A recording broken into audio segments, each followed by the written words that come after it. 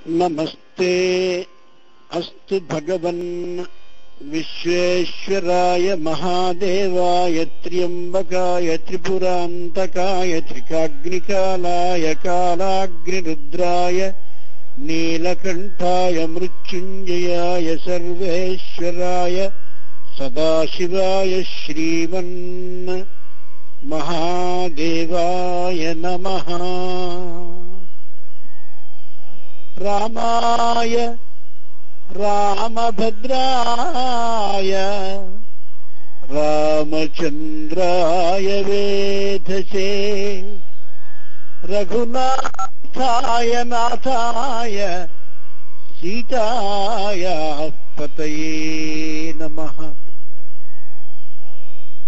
విదేశాల్లో ఉన్నటువంటి స్వదేశీయులైన బంధుజనం అందరికీ సానంద ధన్యవాదాలని తెలియజేస్తూ 7వ రోజు కార్తీక పురాణ ప్రవచనాన్ని మనవి చేస్తున్నాను.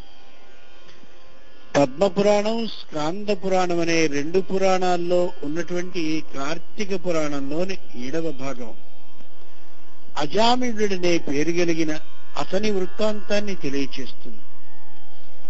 కన్యాకుబ్జం అని ఒక పట్టణం ఉంది. ఆ చక్కనైనటువంటి పట్టణంలో సత్యవ్రతుడనే ఒక బ్రాహ్మణుడున్నాడు. సత్యవ్రత, సత్యమేవ వ్రతం యస్య, నిజాన్ని మాట్లాడడమే ఆయనకి వ్రతం. వేరు ఆలోచన లేదు. ఈనాడు అసత్యాన్ని ఆడినవాడు కాదు. అసత్యం అంటే భయంతో ఉండేవాడు, అంత నిష్ఠగా ఉండేవాడు. నిష్ఠ అంటే భక్తి, శ్రద్ధ, దైవాన్ని గురించిన పూజ చేయడం అని కాదు. ఏ ధర్మాన్ని చెప్పారో, ఏ సత్యాన్ని పాటించాలన్నారో దాన్ని పాటించడం కూడా నిష్ఠ కిందకే, భక్తి కిందకే వస్తుంది. సత్యాన్ని పలకడం, ధర్మాన్ని ఆచరించడం చేసినా చాలు, పూజ చేయకపోయినా దోషం లేదని భాగవతం ఒక చోట చెప్తుంది. అంతటి సత్య నిష్ఠతో అతడున్న నిత్య నియమంగా పరమేశ్వర ఆరాధనని చేస్తూనే ఉండేవాడు. అలాంటి సత్యవ్రతునికి భార్య హేమవతి. హేమము అంటే బంగారం, హేమవతి అంటే కుటుంబానికి బంగారం లాంటిది ఆవిడ. ఆ ఇంటికి బంగారంతో సమానము అని. బంగారానికి ఎలా అయితే శోభ ఉంటుందో, లోహాలన్నిటిలోకి బంగారం ఎలా ఉత్తమమైనదో, ఆకర్షణీయమైనదో, 10 మంది బంగారం యొక్క గొప్పదనాన్ని గురించి ఎలా చెప్పుకుంటారో అలా ఆ హేమవతి అనే కుటుంబిని, ఆయన ఇల్లాలు అంత ఉత్తమురాలయ్యేసరికి 10 మంది ఆమెని మార్గదర్శకురాలుగా తీసుకునేవారు. ఓ మంచొచ్చినా చెడొచ్చినా ఆమెతో 4 విషయాలని చెప్పి ఆమె ఆశీస్సులను తీసుకోవడం, ఆమె చెప్పినట్టుగా నడుచుకోవడం, తమ కుటుంబాలన్నిటినీ కూడా బాగు చేసుకోవడం, ఇలా చేస్తూ ఉండేవారు.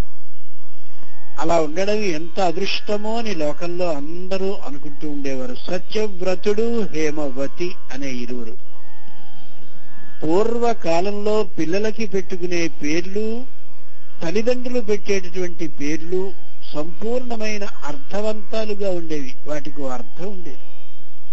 ఆ అర్థానికి తగినట్టుగా వాళ్ళ ప్రవర్తన సాగుతూ ఉండేది. అలాంటి సత్యవ్రత హేమవతి దంపతులకి చాలా కాలానికి అజామిళుడనే పేరు కలిగిన కుర్రవాడు పుట్టాడు. చాలా కాలానికి పుట్టాడు, ఆ మాటని మర్చిపోకూడదు. లేక లేక కలిగిన సంతానం అయినటువంటి కారణంగా వాణ్ణి చాలా గారాబం చేసింది ఆ తల్లి. మొత్తం అన్ని సుగుణాలు ఉన్న పరమేశ్వరుడు ఎక్కడో ఒక చిన్న లోపాన్ని ఉంచుతాడు. ఆ గారాబం చేయడంతో ఆ పిల్లవాడు మెల్లగా చెడిపోవడం ప్రారంభమైంది. ఆ కుర్రవాడికి అజామిళుడనే పేరు పెట్టుకున్నారు. ఆ జా అంటే పుట్టుక లేని తనం కలిగిన వాడు అని అర్థం. అంటే లోకంలో అందరికీ పుట్టడం, తరువాత మరణించడం, మళ్లీ పుట్టడం, మళ్లీ మరణించడం, పునరపి జననం, పునరపి మరణం, పునరపి జననీ జఠరే శయనం, ఇలా పుట్టడం మరణించడం అనే సంసార చక్రంలో పడే విధానం లేనటువంటి వాడుగా మా పుత్రుడైన అజామిళుడు పుట్టాలని అంతటి ఆలోచన కలిగిన తల్లి తండ్రి వాడికి ఆ పేరు పెట్టారు. కానీ వాళ్ళు చేసిన పొరపాటు ఏమిటంటే లేక పుట్టిన పిల్లవాడు కావడంతో గారాబం చేశారు. ఆ గారాబం కారణంగా వాడు ఆడింది ఆటగా పాడింది పాటగా ప్రారంభమైంది. పెద్దలెవరైనా ఇంటికొస్తే నిర్లక్ష్యంగా చూసేవాడు. ఎవరైనా ఇంటికొచ్చి మాట్లాడుతూ ఉంటే వాళ్ళని అనుకరిస్తూ ఎగతాళి చేస్తూ ఉండేవాడు. దుష్టులైన వాళ్ళు ఎవరో కన్యకుబ్జ నగరంలో చాలా జాగ్రత్తగా పరిశీలించి వాళ్లతో మాత్రమే సహవాసాన్ని చేసేవాడు. అంటే వాళ్లతోనే కలిసి తిరుగుతూ ఉండేవాడు. తండ్రి తల్లి ఎన్ని మార్లు మందలించినా కూడా మొదట్లో చేయబడ్డ గారాబానికి అనుగుణంగా వాడి ప్రవర్తనలో మార్పు కలగలేదు. పరమేశ్వరుడు ఇలాంటి పుత్రునిచ్చాడేమిటా అని తీవ్రంగా తల్లి తండ్రి దుఃఖిస్తూ ఉండేవారు. ఒకసారి బ్రతిమలాడేవారు, ఒకసారి తిట్టేవారు, మరొకసారి కొట్టేవారు, ఒకసారి ఇంటి నుంచి వెళ్ళగొట్టేవారు. ఏం చేసినా స్వభావోదరతిక్రమ. స్వభావము అంటే తనకి పుట్టుకతో వచ్చినటువంటి ఏ ఆలోచన ఉందో, ఏ అభిప్రాయం ఉందో అది స్వభావము, తన యొక్క అభిప్రాయం కాబట్టి మారే పద్ధతి కనిపించదా. ఆ తల్లిదండ్రులు లేక కలిగిన ఈ కుర్రాడి విషయంలో ఎంతో ఆనందపడదాం అని అనుకుంటే పూర్తిగా వాళ్ళు ఈ పిల్లవాని కారణంగా మానసికమైన వ్యాధితో మంచాన పడి చివరికి మరణించారు ఇద్దరూ కూడా. ఈ పిల్లవాని దుఃఖానికి, ఈ పిల్లవాని ప్రవర్తనకి తట్టుకోలేక. ఇలా ఉన్నటువంటి కాలంలో తల్లి తండ్రి గతించినటువంటి ఈ పిల్లవాడు సంపూర్ణమైనటువంటి బ్రాహ్మణ ధర్మాన్ని విడుస్తూ తన దంచాన్ని తెంచి వేశాడు. మద్యాన్ని అంటే తాగడాన్ని ప్రారంభించాడు. విపరీతమైన తాగుడుతో పాటు మాంసాన్ని స్వీకరించడం ప్రారంభించాడు. సంపూర్ణ బ్రాహ్మణ ధర్మాన్ని విడిచేసి ఇష్టం వచ్చినట్లుగా ప్రవర్తిస్తూ ఉన్నటువంటి ఇతడికి అడ్డు ఆపు లేకపోయింది ఇంట్లో. ఇలా ఉన్న కాలంలో ఒక ఎరుకల జాతి స్త్రీ ఆమె ఇతడికి తారసపడితే చాలా అందంగా ఉందనే అభిప్రాయంతో అతడు ఆమెని వివాహం కూడా చేసుకున్నాడు. చేసుకుంటే మామయ్య అయినటువంటి వాడు నీ ఇంటిలో నువ్వు ఉండడం కంటే నా ఇంట్లో ఉండడం మంచిదని చెప్పి ఆ కొత్త అల్లుడుగా వచ్చిన అజామిళుడిని తన ఇంట్లోనే ఇల్లరికం ఉంచుకున్నాడు కూడా. ఆ ఇల్లరికం కారణంగా ఈ బ్రాహ్మణులైన బంధువులందరూ కూడా అతన్ని విడిచేశారు. అతడి యోగక్షేమాలని పట్టించుకోవడం మానేశారు. మన కులానికి సరిపోయిన వాడు కాదు అని వెలివేశారు. అసలు అతడితో ఎవరు పలకరించేవారు కాదు, పలికేవారు కాదు. బంధువులందరూ దూరం అయిన తర్వాత ఎవ్వరూ కూడా అతన్ని ఏ శుభకార్యానికి పిలవడం మానేశాక జీవనాన్ని కొనసాగించవలసినటువంటి అజామిళుడు తన మామదైనటువంటి కిరాత వృత్తిని స్వీకరించి పక్షులని కొట్టడం, జంతువులని వేటాడడం, మాంసాన్ని స్వీకరించడం ఇవన్నీ చేస్తూ ఉండేవాడు భార్యతో కలిసి. ఆ ఇరువురు అలా వెళ్లి అడవిలో వచ్చేటటువంటి జంతువులని వేటాడి పచ్చి మాంసాన్ని తెచ్చి వంట వండి ఆ మాంసపు ముక్కలని తింటూ దానితో పాటు మద్యాన్ని తాగుతూ ఆనందకరంగా నృత్యం చేస్తూ విపరీతమైన విచిత్రమైన ప్రవర్తనతో ఉంటూ ఉండేవారు. ఇలా ఉన్నటువంటి ఒక రోజున విపరీతమైన మద్యాన్ని తాగిన ఈ అజామిళుని భార్య తాడి చెట్టు మీద ఉండేటటువంటి కల్లుకుండ అప్పటికప్పుడు ఆ మద్యాన్ని తాగితే చాలా బాగుంటుందని గమనించి ఆనందపడి తనకి తాను తాడి చెట్టుని ఎక్కి ఆ కల్లుకుండని దింపబోతూ అక్కడి నుంచి అకస్మాత్తుగా పడి ప్రాణాలని కోల్పోయింది. అజామిళుడు చాలా దుఃఖించాడు. భార్య పోయిందా, ఈ పరిస్థితి నాకు ఎదురైందా, ఎంత ఆశ్చర్యమని చాలా దుఃఖించాడు, చాలా బాధపడ్డాడు. అంతేకాదు ఇలా బాధపడ్డటువంటి తనలో మార్పు ఏమాత్రమూ రాలేదనేటటువంటి విషయాన్ని మాత్రం అతను గమనించలేకపోయాడు. ఇతనికి సంతానం అప్పటికీ లేదు. కొంత కాలం అంటే నెలల కాలం అవుతూ ఉండగానే మళ్ళీ ఆలోచించాడు ఎవరిని వివాహం చేసుకోవాలా అని ఈ దుర్బ్రాహ్మణుడు. ఆలోచించిన కాలంలో ఈ తన భార్య తనకి భార్య కాకముందు ఒక ఆమెని కన్నది. అదిగో ఆ పుత్రికని తెచ్చాడు. ఆమెని వివాహం చేసుకున్నాడు. ఆ వివాహం చేసుకున్న ఆమె యందు 2 పిల్లల్ని కన్నాడు. ఆ 2 పిల్లలు పొరిట్లోనే పోయారు. చిట్ట చివరికి ఒకడు పుడితే వాడికి ఏం పేరు పెట్టాలా అని ఆలోచించి ఎక్కడో సంస్కార సంప్రదాయ లేశం అంటే కొద్దిగా అతడి బుద్ధిలో ఉన్నటువంటి కారణంగా ఏదో ఒక విధమైనటువంటి పూర్వ జన్మ సంస్కారం నిలిచున్న కారణంగా వాడికి నారాయణ అని పేరు పెట్టాడు. ఆ పెట్టినటువంటి నారాయణుడనే ముహూర్తం మరి ఏ సందర్భంలో ఆ పేరు పెట్టడానికి తగిందో తెలియదు గాని ఆ పిల్లవాడు లేనిదే అసలు అతడు అడుగు వేసేవాడు కాదు, భోజనాన్ని చేసేవాడు కాదు, ఎక్కడికి వెళ్ళేవాడు కాదు. ఎక్కడికి వెళ్ళినా వాడిని భుజం మీద పెట్టుకుని తీసుకువెడుతూ ఉండేవాడు. వాడు చిన్న చిన్న తొక్కు పలుకులు మాట్లాడుతూ ఉంటే ఆ చల్లనైన మాటల్ని ఆనందకరంగా వినోదిస్తూ ఉండేవాడు. ఏమేమో కథలు చెప్పేవాడు, కబుర్లు చెప్పేవాడు, వాడి మాటలు వింటూ ఉండేవాడు. ఈ నారాయణుడిని ఎంతో ఇష్టంగా పెంచుకున్నాడు.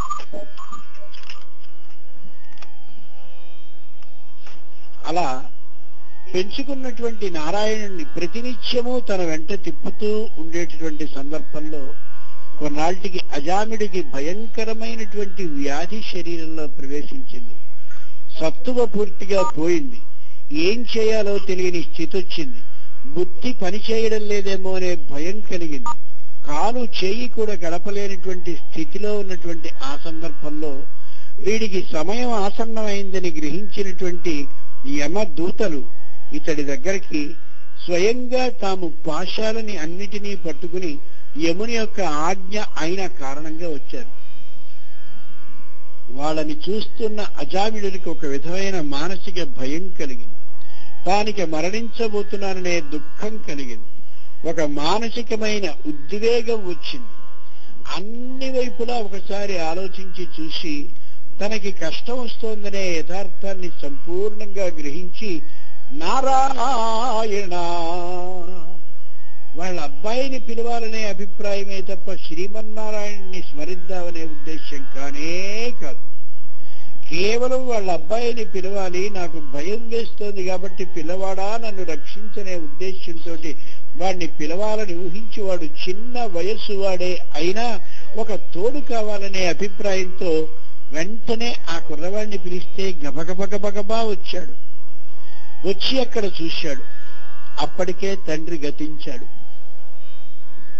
అజామిళుడు మరణించినటువంటి ఆ పరిస్థితిని చూసి నారాయణుడు ఏమీ మాట్లాడలేకపోయాడు.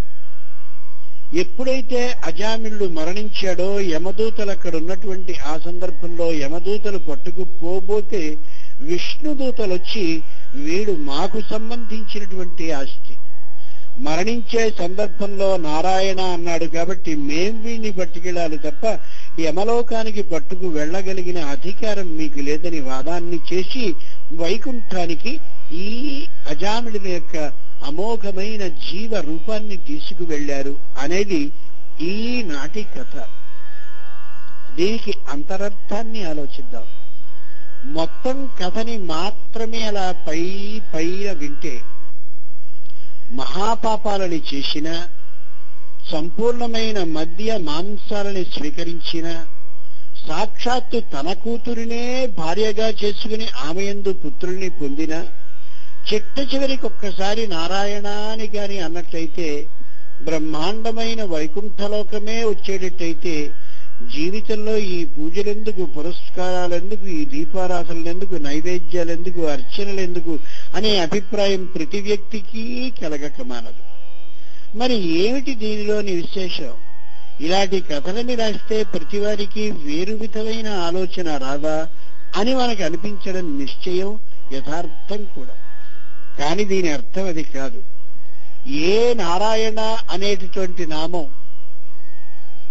ఆ సందర్భంలో అజామిళుని చేత ఉచ్చరింపబడిందో అది తన పుత్రుణ్ణి స్వయంగా పిలవడానికే అయినప్పటికీ కూడా ఆ సందర్భంలో అతని శరీరం పూర్తిగా ఆందోళనతో కూడి ఉండడం, తాను చేసినటువంటి పనులన్నిటినీ ఒకసారి అలా తలుచుకుని తీవ్రమైన ప్రాయశ్చిత్త పశ్చాత్తాపాలని పొందడం, జీవితం అంతా చక్కనైనటువంటి దాన్ని నాశనం చేసుకున్నాను, పాడు చేసుకున్నాను అనేటువంటి ఆ విధమైన ఆలోచనలో ఉండడం, ఇది తప్పు అని తన ద్వారా లోకానికి తెలియచేయాలనే దుఃఖంతో ఉండడం, ఇదంతా జరిగాక నారాయణ అని అన్నాడు తప్ప కేవలం వాళ్ళ అబ్బాయిని పిలవడం మాత్రమే చేయలేదు.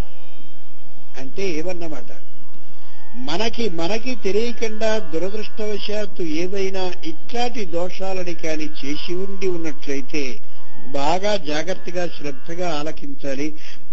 మనకి తెలియకుండా ఏవైనా నేరాలని కాని మనం చేసి ఉండి ఉన్నట్లయితే అవన్నీ నేరాలనేటటువంటి విషయాన్ని తెలియని స్థితిలో అలా చేసి నేరాలు అనే అభిప్రాయాన్ని గమనించి ప్రాయశ్చిత్తాన్ని పశ్చాత్తాపాన్ని కాని ఒక కాలంలో పొంది ఉన్నట్లయితే అలాంటి సందర్భంలో మనకి తెలిసి పలికినా మనకి తెలియక పలికినా నారాయణ అనేటటువంటి ఆ అద్భుతమైన పరమేశ్వర నామం మనని ముక్తి పథానికి తీసుకువెడుతుంది అనేది ఈ కథలోని అంతరర్థం.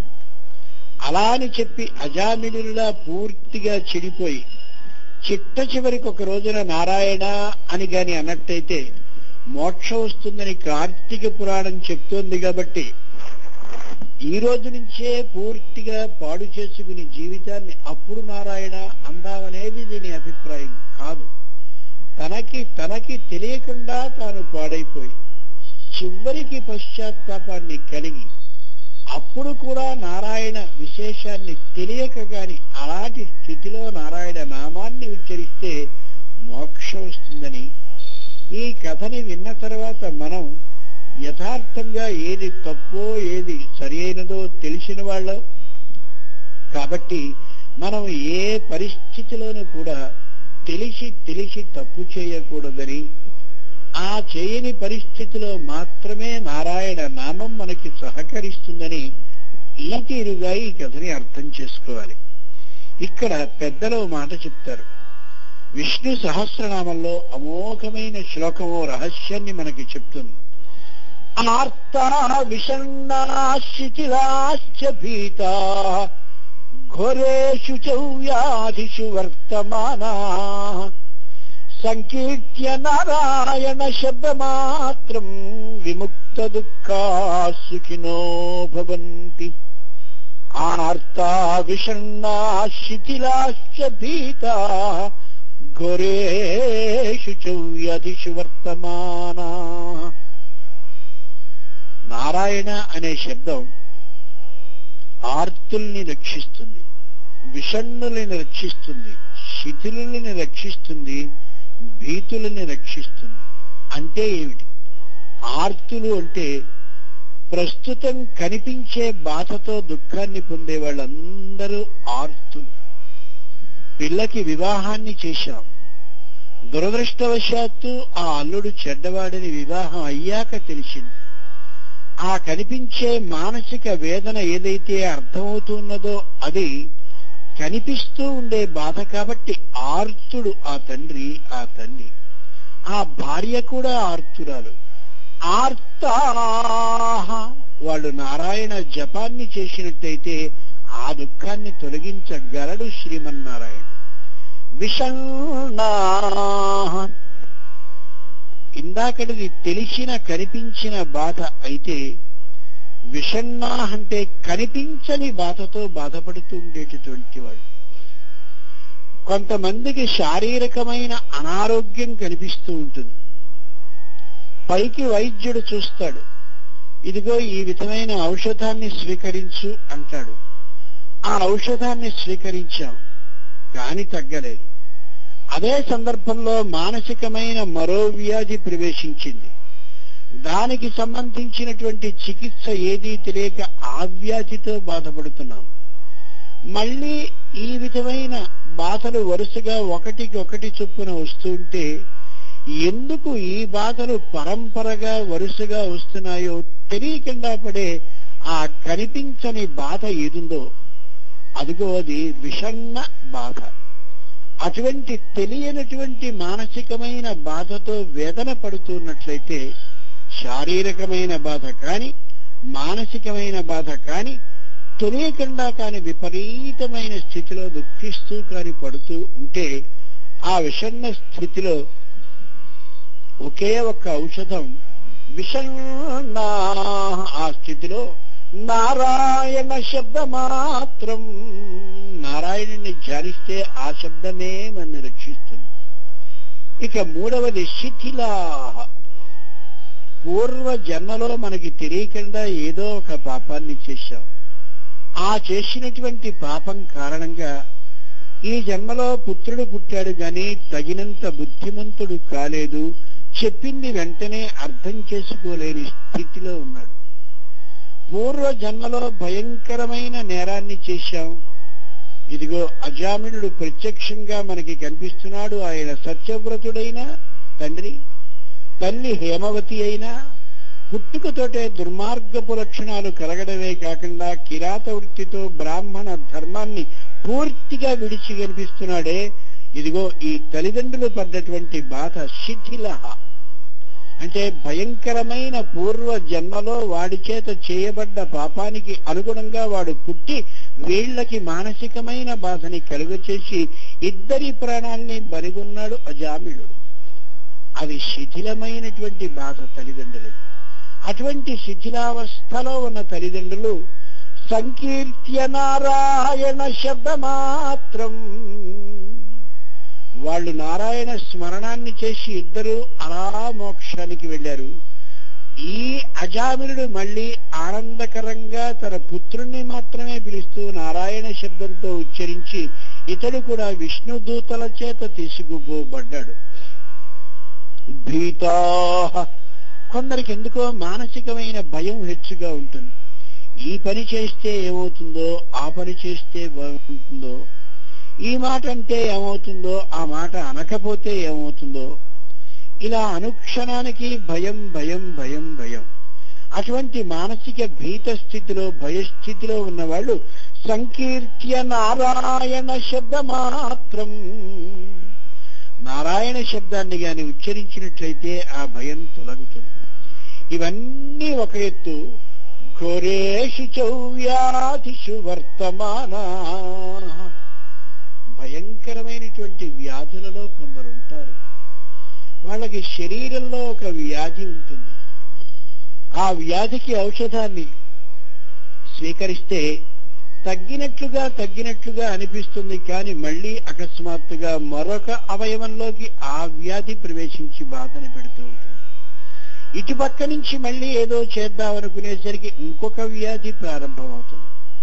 ఈ వ్యాధుల సమూహంతో ఘోరంగా బాధపడుతూ ఉండే శారీరక వ్యాధులు ఉన్నటువంటి స్థితిలో జీవితం మీద విసుగు వచ్చేటటువంటి సందర్భంలో సంకీర్త్య నారాయణ శబ్ద మాత్రం, దానికి కేవలం ఔషధం ఒకటే. లోకంలో వైద్యుడు మాత్రం కాకుండా వేద్యో వైద్య సదా యోగి వీర మాధవో మధు, ఏ ఆధ్యాత్మికమైన వైద్యుడున్నాడో శ్రీ మహావిష్ణువు, ఆయన యొక్క నామస్మరణైన నారాయణ నామాన్ని ఉచ్చరిస్తే ఖచ్చితంగా ఆ విధమైన దుఃఖం తొలుగుతుంది. అందుకని ఆ నారాయణ నామం యొక్క మహిమని విశిష్టతని తెలియచేస్తూ తనకి ఇష్టం ఆ నారాయణుని మీద ఉండి నారాయణ నామాన్ని ఉచ్చరించకపోయినా కేవలం వాళ్ళ అబ్బాయిని అలా పిలవడానికి ఉచ్చరించిన ఆ మహానుభావుడైనటువంటి అజామిడునికి వైకుంఠలోకం ప్రాప్తించింది అంటే మనం నారాయణ నామం యొక్క అర్థాన్ని తెలిసి అంతకాలే చ మామేవ స్మరన్ ముక్త్వా కలేబరం యఃప్రయాతి సమద్భావం యాతి నాస్త్యత్ర సంశయః, మరణించే కాలంలో అర్థాన్ని తెలిసి నారాయణుని యొక్క చరిత్రని చదివి నారాయణుని శ్రీ మహావిష్ణు యొక్క విశేషాలని తెలిసి మనం నారాయణ అంటే నిశ్చయంగా వైకుంఠానికి వెడతామా లేదా అనే ఈ అభిప్రాయాన్ని తెలియచేస్తూ నారాయణ శక్తిని వివరిస్తూ చెప్పేటటువంటిది ఈనాటి కార్తీక పురాణ ప్రవచనం. అటువంటి నారాయణుని యొక్క సంపూర్ణ అనుగ్రహం కలగాలని ఈ కార్తీక పురాణ ప్రవచనాన్ని ఈ రోజున వ్యాస భగవానుడు మనకి తెలియచేసి అక్కడికి ముగిస్తాడు. స్వస్తి. ఇప్పుడు ఆ నామాన్ని ఒకసారి అనుకుని సందేహాలకి విడదాం. నమస్తే అస్తు భగవన్ విశ్వేశ్వరాయ మహాదేవాయ త్ర్యంబకాయ త్రిపురాంతకాయ త్రికాగ్నికాలాయ కాలాగ్నిరుద్రాయ నీలకంఠాయ మృత్యుంజయాయ సర్వేశ్వరాయ సదాశివాయ శ్రీమన్ మహాదేవాయ నమః.